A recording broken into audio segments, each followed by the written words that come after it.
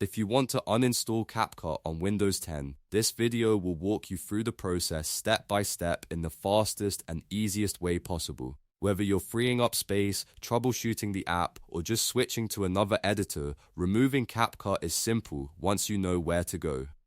And before we begin, if this tutorial helps, make sure to hit the like button and subscribe for more easy tech guides just like this. First, make sure CapCut is completely closed. This is important because if the app is still running in the background, Windows may not let you uninstall it properly. Check your taskbar and system tray, and if CapCut is open, close it fully. If needed, you can also open Task Manager and end any CapCut-related processes to make sure nothing is still running. Now that CapCut is closed, open Windows Settings. The quickest way to do this is by pressing the Windows key and the letter I at the same time. You can also search for Settings in the taskbar and click on it when it appears. Once the Settings window opens, you'll see several options on the screen.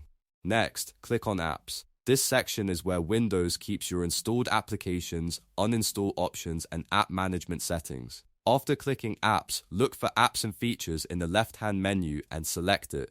This will load the full list of programs installed on your Windows 10 computer.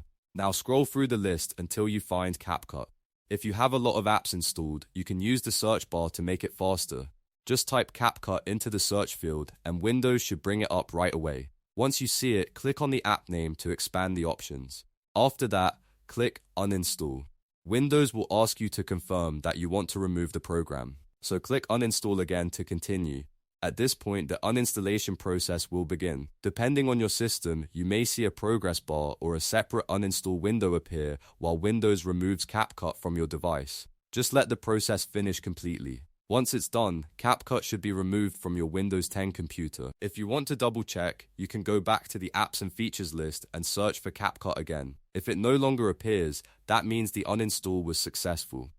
And that's it, you've now uninstalled CapCut on Windows 10.